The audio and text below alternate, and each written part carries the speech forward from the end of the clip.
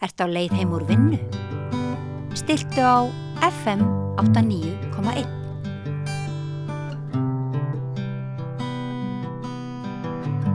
Já, herðu, þá ætlum við að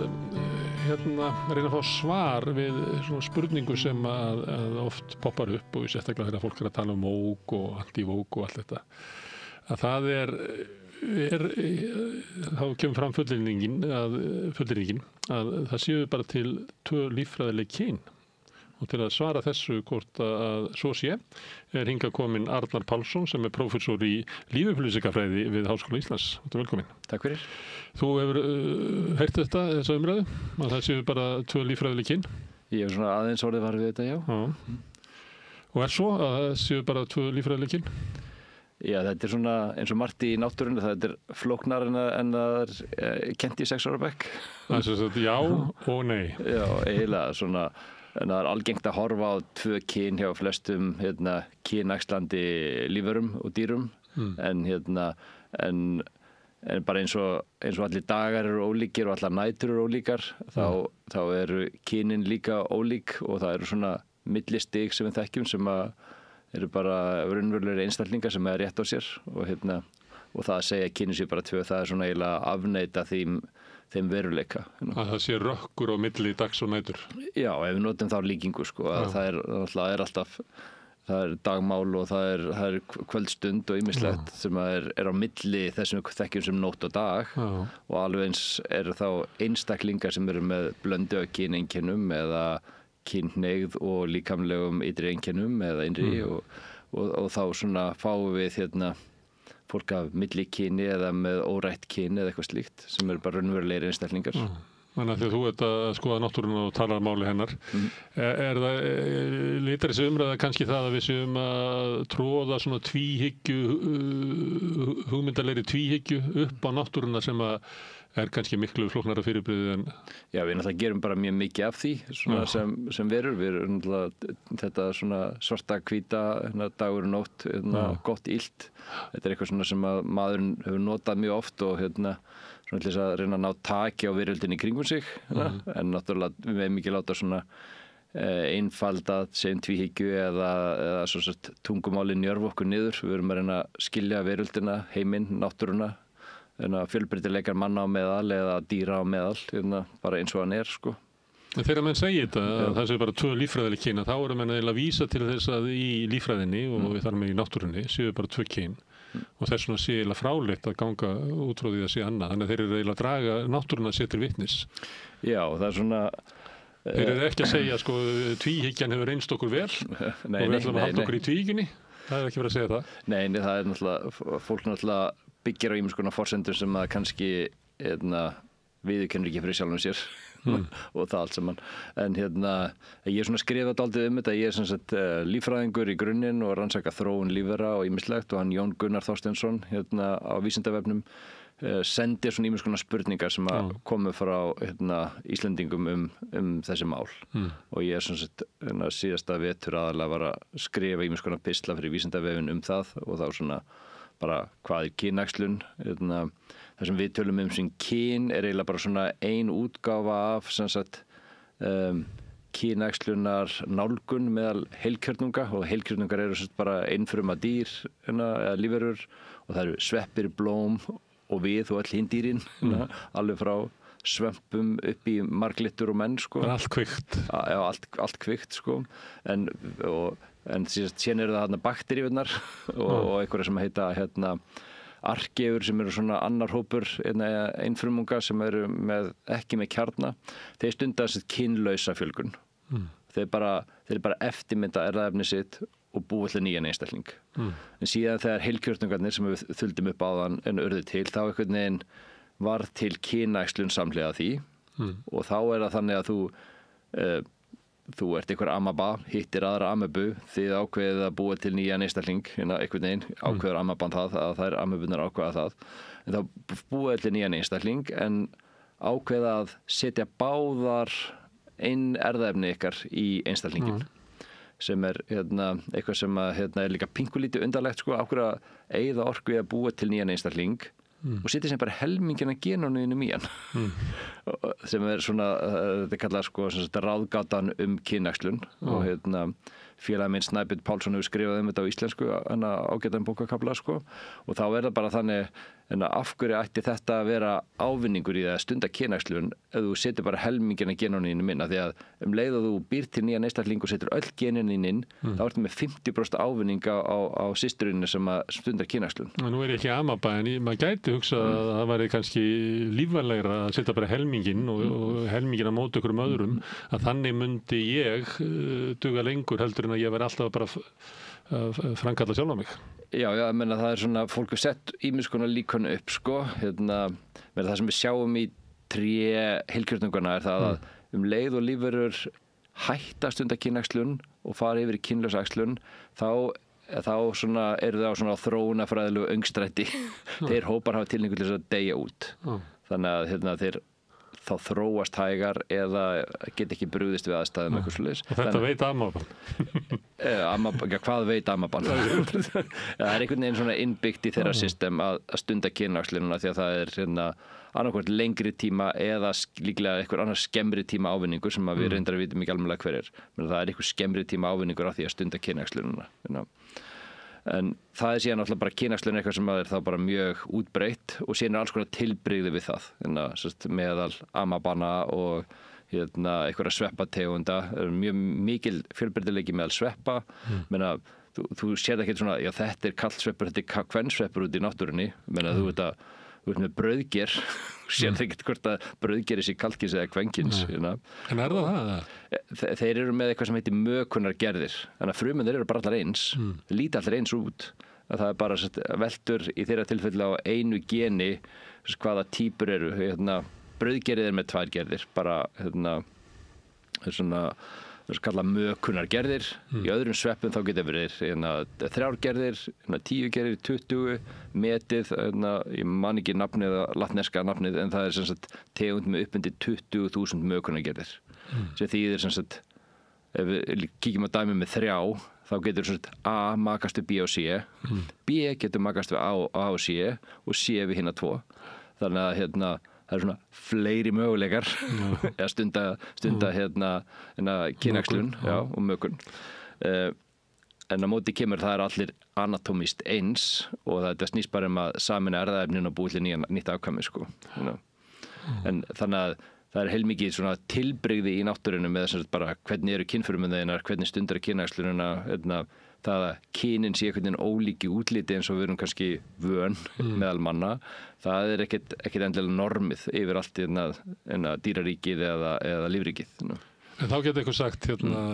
það má vel vera að sveppirnir geti valið sér kyn en það á ekki við spendýrin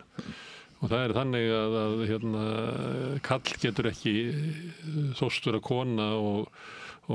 búið til nýjan einstakling með öðrum kalli. Nei, það er náttúrulega í dýraríkinu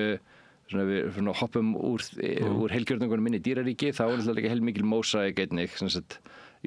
2 kyn eru algengust en það er líka til það sem var talað í gamla daga sem tvítóla en eitthvað niðrandi hugtak eru þá einstaklingar sem eru með kynæxlunarfæri kall og kvendýrs geta framleitt egg og sæði og þetta er reyndar eitthvað sem er algengt í ákveðnum hópum sérstaklega þar sem að tegundir sem eru mjög sjaldgæfar og það er ólíklegt að hitta annan maka og það er svona botnsjávarlífverur oft tekna sem dæmi af því að ef þú ert einhver svona krabbi eða eitthvað snígill og skríður á botninum og líkurnar að þú hittir annan meðlim þinna tegundar eru bara hverfandi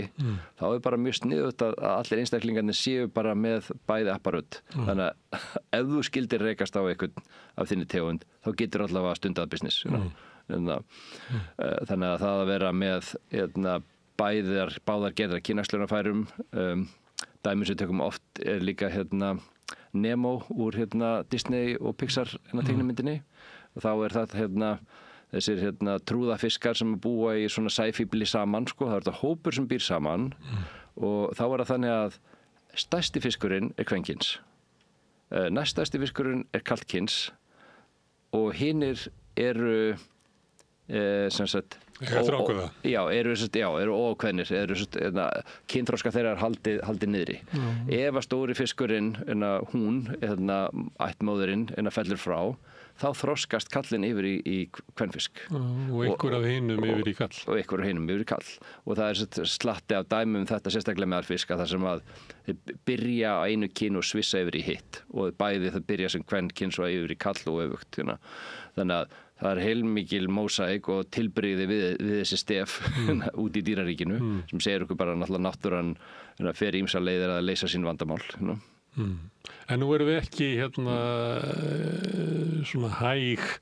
botndýr í sjó og ekki trúðafiskar í sjónum. Þetta erum við menn og erum spendýr. Er það þannig að eitthvað af þessum lausnum náttúrunnar að það geti verið hluti af okkar raunveruleika, svona líffræðilega raunveruleika? Já, en svona spám í það sem að kemur oft upp og eins og í spurningunum sem koma til Vísindavefsins, bara hvernig verða kynin til, hvað er áhrif á kynmyndunina og náttúrulega við lærum mörgum X og XY litninga og það er þannig að mörg spendýr og mjög mörg hryggdýr eru með svona ákvörðunarsystem þar sem þetta er litningabundin kynákvörðun og þá er það ákveðin erfðaþættir á litningunum sem að ýta þroskun einstaklingarna í ákveðnar áttir og svona stutta útgáfan sem að við kannski þekkjum flestir þetta Y-litningurinn er með eitthvað á sér sem að ýtir í gang kynþroskun í átt að karllægri anatómíu og kynhneigð og kynvitund og það er svona eiginlega kannski við svona horfum á þessum þrennt, það er anatómía, það er svona taugabrautir sem tengjast í bara hvernig upplifum við okkur sem karl eða konu eða hvorugt Er það líffræðilegt að ég upplifi mig sem karl eða er það félagslegt? Nei, það er þá mikið til líffræðilegt eða er það bundið en náttúrulega eins og með alla þessa þætti náttúrulega umhverju getur haft áhrif bara svelti eða eins og Eða skilgreint fyrir mig hvað það er að vera karl Það kannski líffræðilega þá er ég ítt í það að vera karl en síðan er það menningin sem ég lifi í sem að segja mér hvaða merkingu það hefur eða hvað? Já, svona umhverfið er allt umhverfið er hitastigið efnasamböndin sem að þú færð þegar þú ert að næra þig að færð frá móðurinni þegar þú ert að þroskast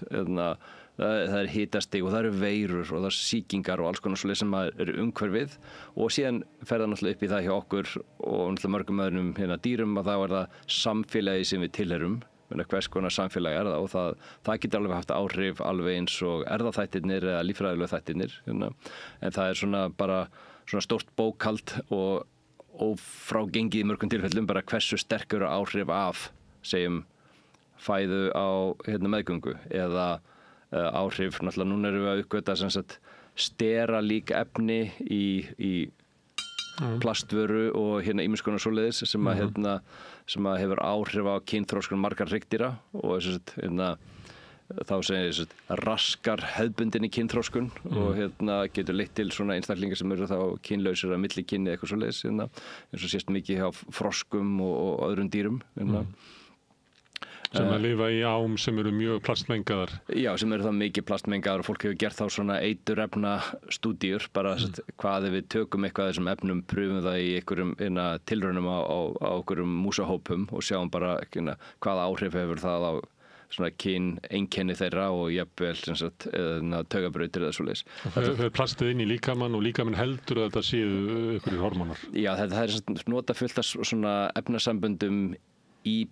sem var sett í plast til þess að gefa plastinu eiginleika umfram bara venjulegt svona lint, svona bókaplast herða það eða mýkja það eða gera þolnara og alls konar svoleiðis og það er bara heilt rannsóknarsvið sem að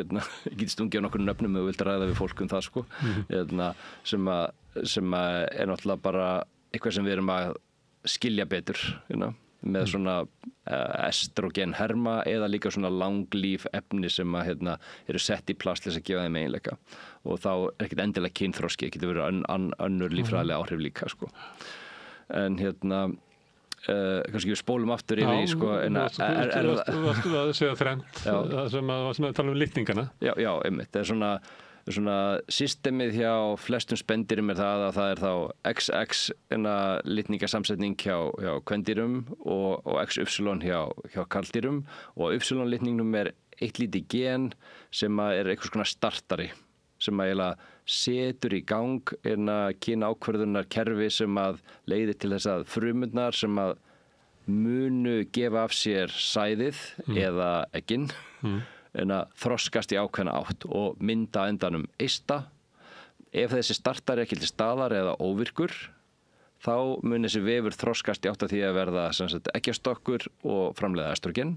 En ef þetta Y-gen til stað þá verður það eista og framleiða testosterón og síðan þá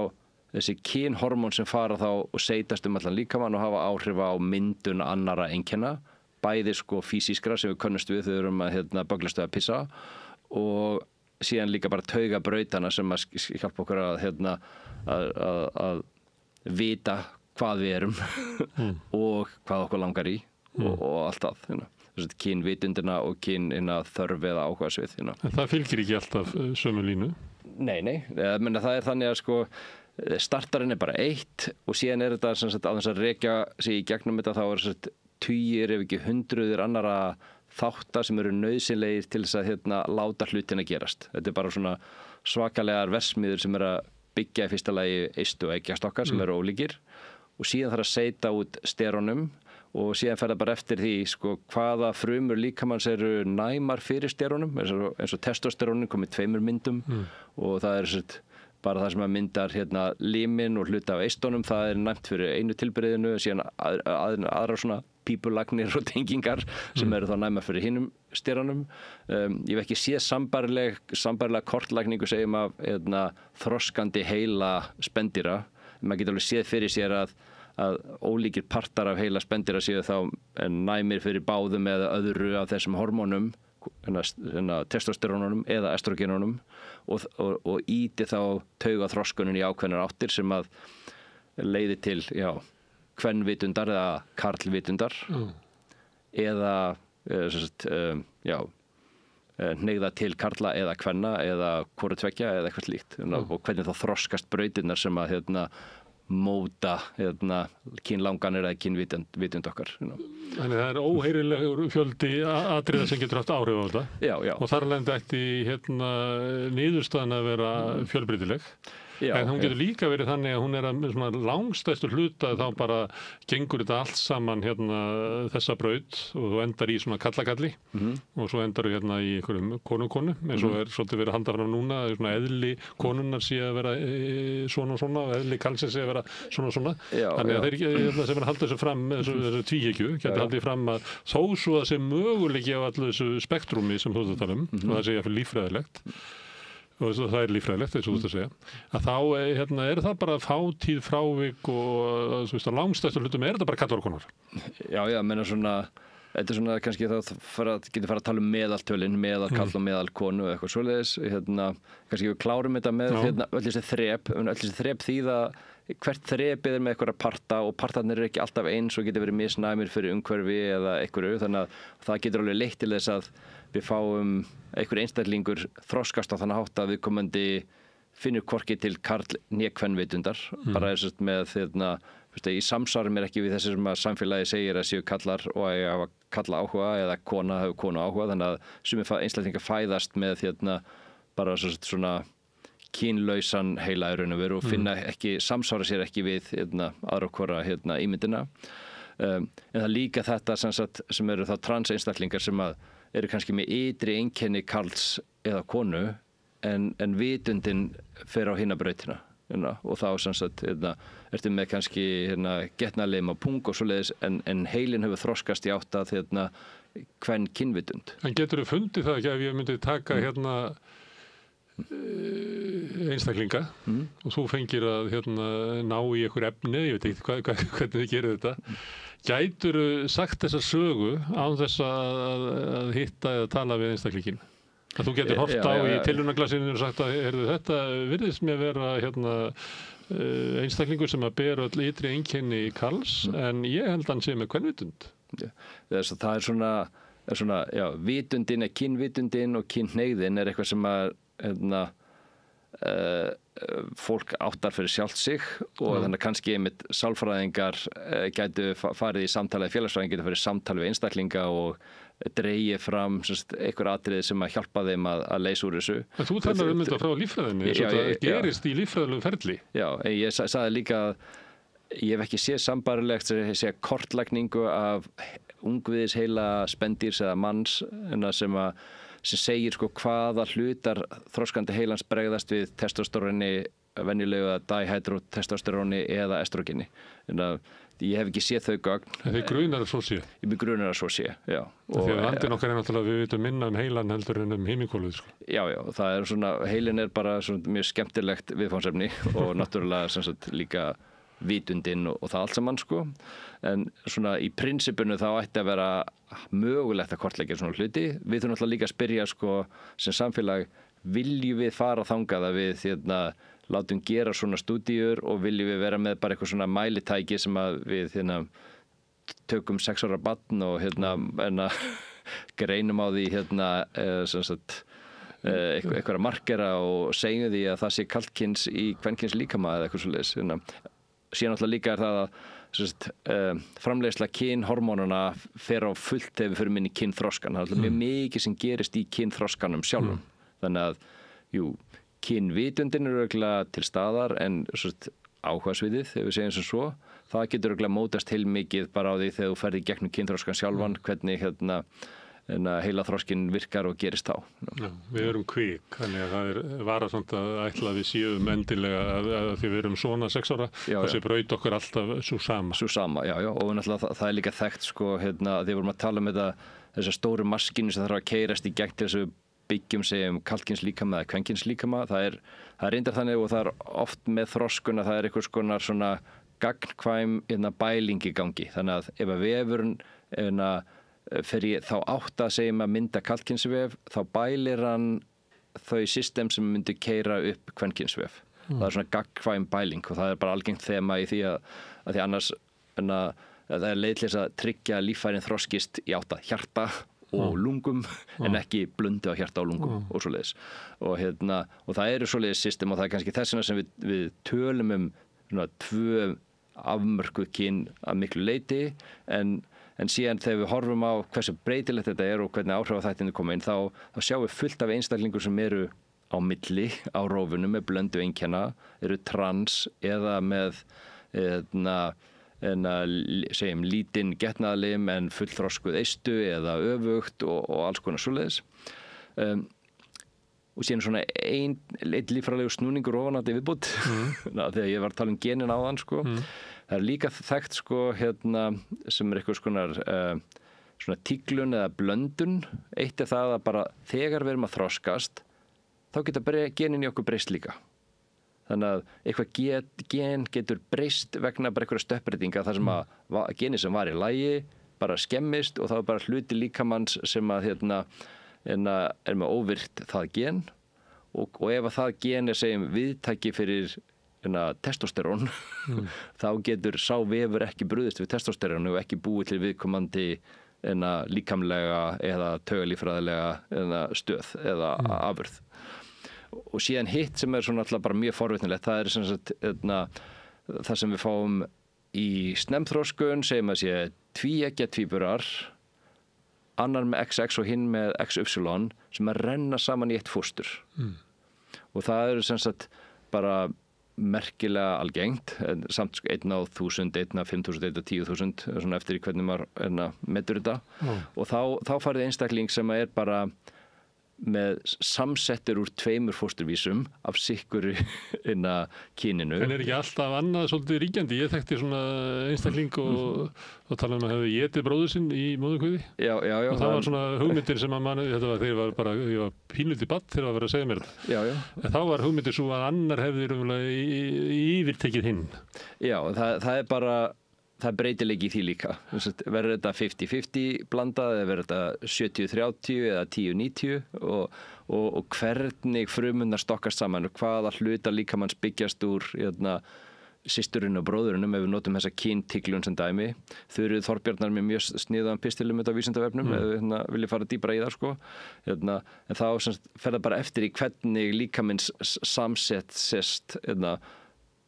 hvaða kyn verður á frumunum sem að fara og búa til kynkirtlana og síðan þá líka hvaða kyn á vefjunum sem er að bregðast við hormónunum þegar þau fara af stað eða verður viðkomandi kannski bara með blöndu af kynkirtlum jafnvel, með eista öðru megin og eggjastokksvísi hinum megin og þetta er náttúrulega bara þetta raunverulegir einstaklingar með raunverulega blöndu af kyneinkennum þeir eru á milli kyni eins og hefur verið skilgreint upp á íslensku intersex og ef við ætlum að segja bara já, kynin eru bara tvö, allt hitt bara eitthvað svona frávik og rusl, þá erum við að svona niðursetja ákveðna einstaklingi í samfélaginu og það er eitthvað sem að sumir virðast vera tilbúinir til en ekki meiri hlutin held ég Þannig að það er spektrum í upphafi og svo bætist við ofan á að við lifum og erum kvik og það sem að getur næstuði verið tilviljun sem að ræður því að eitthvað gerist og sem að hefur síðan áhrif á það hvernig við þroskust og þróumst þannig þá ertu komið með ennþá meira litróf sem getur verið niðurstaðan. Jú, ég myndi að það er erfðafræðilegt róf og það er umhverfisfræðilegt róf og bara hvenær kemur kynþroski inn og hvenær fer hann út og svona. Þannig að þú sér ekki vitið því að við stöndum vörð fyrir utan klósett og hingað fara inn þeir sem eru með XX og hingað fara þeir sem eru XY. Ég sé ekki sko Þú veist allt og einfyllisleg mynd kyn. Já, þetta klassíska kynin eru bara tvö og allir hinn eru til að vandra það er alltaf svona skringileg sýn á mannfólkið sko. Byggir ekki á líffræði. Nei, byggir ekki á líffræði, nei. En þú horfir á þetta út frá líffræðinni og kannski trúir þú því að allt í heiminum hafi sko líffræðilega setja útskýra frá líffræðinni og hafnar öllu ef við væri með guðfræðing eða hér sem að tryði á svona anda eða eitthvað það var eitthvað annað sem hefði áhrif á okkur þú trúir því að það er megi á endanum, munum við skilja heilan og þá getum við komið með líffræðilegar útskýringar á öllu svona öllri vitund okkar Já, sko, Ertu svo mikill raunvísindamaður? Ég er raunvísindamaður en eins og ég sagði líka umhverfið sérstaklega hjá félagsdýrum eins og okkur er ekki bara sem sagt hið dauða umhverfi, sólargeislarnir og hitinn og næringin og eitthvað svoleiðis. Umhverfið er líka félagsumhverfið og það er alþekkt í mörgum dýrum sem eru með félagskerfi misflókin að staða einstaklinga í félagshópnum hefur áhrif á sem sagt eiginleika, físiska og andlega eiginleika þeirra og náttúrulega ég afneita ekki félagsfræðinni er bara meira hátta forvitnilegt fag sem að fjallar bara hvernig samfélög manna fúnkera, hvað er í gangi í þeim og hvernig við getum greint mynstur eða samspil eða áhrifaþætti og svoleiðis sko. En er það þannig ef að kæmi einstaklingur sem að hefði verið skilgreindur sem drengur eða var barn en upplifir sig sem konu og er transkona í dag einhver sem er með tvíhyggjuna myndi segja að hann hefði látið bara rugglast af einhverjum svona straumrofum í menningun okkar sem að hafa hann hefur kannski verið veikur fyrir einhvern veginn og fallið inn í freistni við að gæla við einhverjum svona hugmyndir og haldið það verið einhver laust fyrir sig og það verið svona sálfræðilegt vandamál þú frá líffræðinni myndi segja að öllu líkindum ef við myndum þekkja alla líffræði þessa manns að þá gætu við líklega útskýrt þetta á einhverju leyti, að stóru leyti. Já. Er það þannig sem að upplifir þú heimið þannig að það sé að öllu líkindum líffræðileg skýring á þessu? Já, ég held að það sé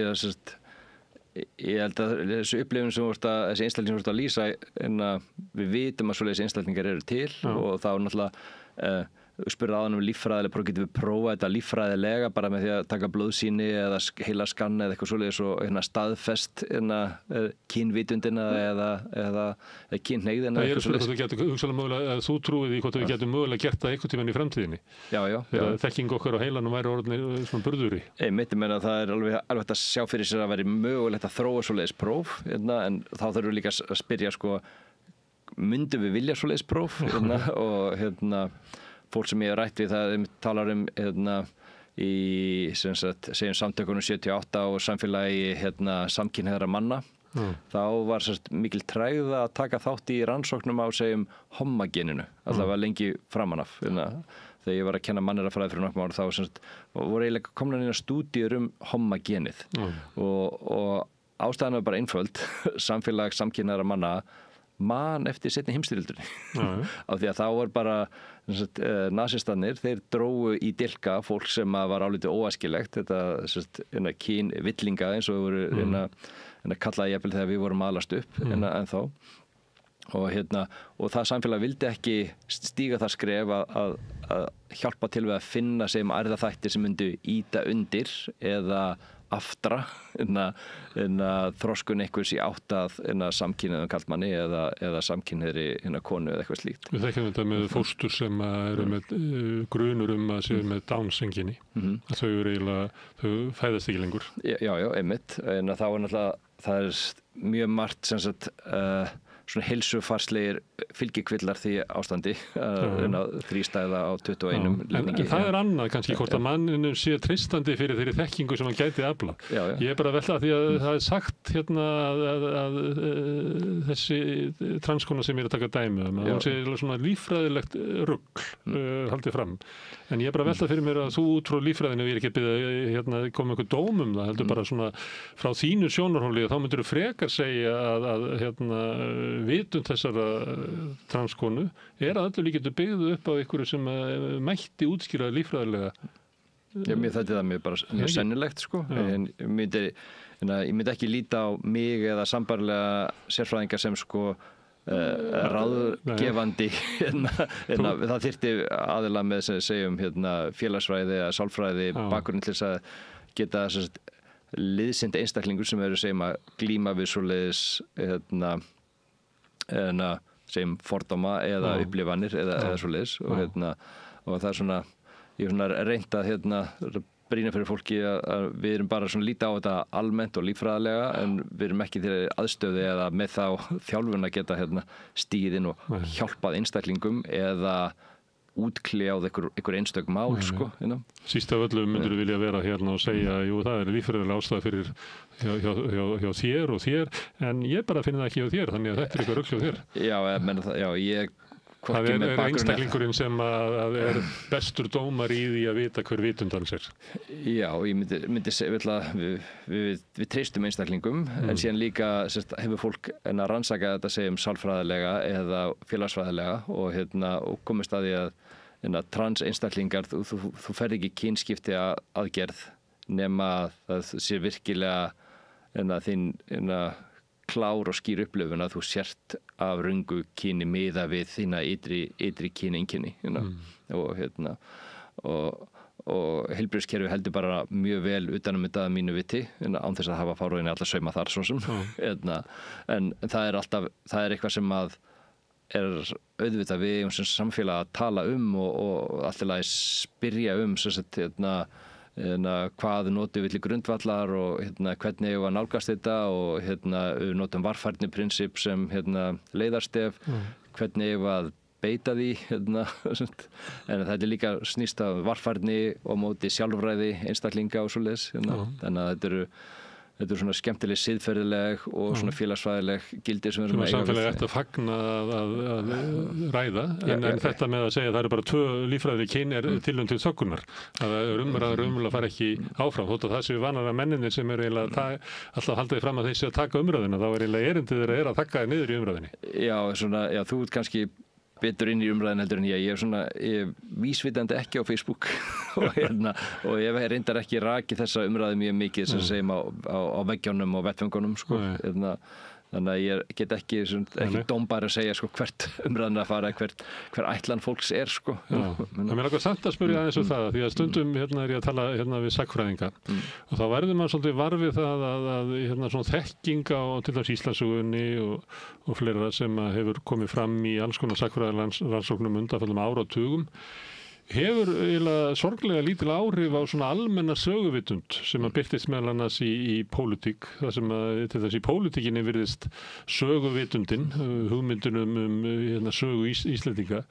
vera eiginlega hjá mörgum eiginlega óhögguð síðan 100 ára eða eitthvað svo, eins og að þekkingi sem hefur safnast upp hefur bara farið einhvers staðar. Því að hún bara nýtist ekki, því að við viljum eiginlega heyja sko, stjórnmálaumræðuna á heimavelli sjálfstæðisbaráttunnar sem bara kunnum þann leik en þannig að alls konar sjónamið sem að sagnfræðin hefur dregið fram að hlutin hafi ekki alveg kannski verið svona einfaldir og eitthvað svoleiðis að þau bara komast ekki upp á borð. Á þetta eitthvað leyti við svona þekkingu til dæmis í líffræði og öðru slíku að svona við göngum út frá svona sýn, svona náttúrusýn sem kannski 100-200 ára gömul og mættum aðeins Já, svona að spá í námskrá núna? Nei, bara því að við þurfum alltaf að lifa einhver staðar inn í einhverju umræðu og ganga að einhverju vísu og kannski búið til svona einhver svona samkomulag að halda bara áfram að heyja pólitíkina á heimavelli sjálfstæðisbaráttunnar og líffræðina erum við kannski með hugmyndir, við kannski tókum inn vistkerfin 1970 en svo kannski þetta svolítið seigfljótandi hvað fer svona inn í almanna vitund. Já, náttúrulega svona sem líffræðingar náttúrulega við sem erum að iðka þessi fræði sko, náttúrulega manni finnst svona almenna umræðan segjum loftslagsmál eða líffræðilegan fjölbreytileika oft vera svona dálítið einfölduð og hún svona kannski ekki alveg sko tvíhyggja en svona típuhugsun dálítið mikið og það sem að kannski svona ég vona að hafa komið í gegn í þessu samtali það að það fjölbreytileikinn sem raunverulegur í náttúrunni það ekki gamla hugsunin var það sem kalluðu típuhugsun þannig að tegundirnar eru raunverulegar hestar eru hestar en þeir eru bara smá ólíkir hestar en þeir eru samt allir hestar en mikið í náttúrunni núna fólk átt að sjá því að það er róf í náttúrunni hestar eru hestar og asnar eru asnar síðan eru múlasnar og múlausnur sem eru þá blendingarnar og síðan sjáum við þetta hvort við erum að horfa á sem bleikjur á Íslandi eða urriða eða einhverjar eðlur í Karibiska hafinu eða Kóngulær eða eitthvað þá sjáum við miklu meiri svona samfellu á milli þess sem að voru kallaðar skýrar tegundir þetta eru þá mörkinu milli tegunda og afbrigða og stofna einhvern veginn að afmást og það svona það hliðstætt því sem við erum að tala munurinn á kynjónum svona gamalt klassískur karlkyns kvenkyns munur hann að afmást þegar við erum að skilja betur hvernig lífverðirnir eru og þá það fjölbreytileikinn sem normið ekki einhverja afmarkaðar típur Þannig að hvað hann Linni, svíinn sem bjó til öll þessi ættatré. Jú. Þannig að okkur kannski þessi típuhugsun það að við okkur hættir til þess að skynja náttúruna sem þessar greinar sem hann bjó til og það væri kannski gott fyrir okkur að taka það aðeins og kíkja á náttúruna sem þarna á bakvið og það kannski væri eiginlega svona stærri uppgötvun heldur en þessi skyldleika tré sem verið svolítið halda að okkur. Þannig að undur náttúrunnar liggja ekki í módelinu sem menn bjuggu til af henni. Nei, og svona hugmyndafræðilega byltingin var sko 1859 Darwin og Wallace komu með líkanið náttúrulegt val og þróun tegundana og hugmyndin þar breytileikinn skiptir máli, það ekki tegundirnar sem eru einingar lífsins, það eru einstaklingarnir innan tegundarna sem eru einingarnar og þeir skipta máli og allur breytileikinn í þeim skipta máli og það svona hugmyndafræðilega svona grunnstefið í myndi segja mest allri vist og þróunarfræði í dag og það raun og veru það svona kannski hugmyndafræðilega stefið sem við erum að nota til þess að nálgast hugmyndina kyn og breytileika í kyni og kyntengdum einkennum manna á meðal sem að við getum líka bara fært yfir á fiska eða froska eða blóm eða eitthvað svoleiðis ef við kíkjum á þau. En það er alltaf að halda eitthvað haga. Við sjáum alls konar svona tilbrigði við kyn líka í öðrum lífverufópum. Ég blóti séð með afmörkuð kyn á einhverjum plöntum eða einhverjum fiskum, þá sjáum við líka róf þar, alveg eins og hjá okkur. Þannig að þessi krafa að kynin séu bara tvö líffræðilega er svolítið krafa að við lifum í svona þessum ramma sem að maðurinn býr til, eðlilega kannski, hann er að reyna að skilja óendalega flókin hlut og einföldun hugsunarinnar er náttúrulega einkenni mannlegra hugsunar og við mögum ekki gera ólítið úr henni, við ráðum ekki við að hafa margbreytileikann í hausnum, þannig við búum til svona einfaldari myndir. Það getur hættulegt að trúa endanum bara á þær, einföldu myndir sem að við notuðum frammi fyrir stórum fjölbreytileika. Já, bara en að sína ákveðna auðmýkt, þá þessum búin að ná svona ramma utan veröldina, þá eru átt okkur á því að rammin er ekkert endilega réttur, þótt hann sé kannski gagnlegur að einhverju leyti til þess að skilja það sem er í gangi. Og já, ég held að það sé bara ágætt að svona tilengja sér smá auðmýkt gagnvart fjölbreytileika náttúrunnar. Það er góð hvatning, Arnar, látum það verða loka orðin. Takk fyrir að koma. Takk fyrir spjallið. En við ætlum að halda áfram, við erum alltaf að skilja hennar heim og samfélagið og okkur sjálf. Næsti kafli er eftir augnablik. Öflugur og ódýr auglýsingamiðill 40.000 manns sjá eða heyra þætti samstöðvarinnar í hverri viku. Ef þú vilt auglýsa, sendu póst á samstöðin@samstöðin.is. Ég heiti Þórhildur Þorleifsdóttir. Á Samstöðinni er fjörug, opin, skemmtileg og gagnrýnin umræða allt milli himins og jarðar. Samstöðin á erindi inn á öll heimili.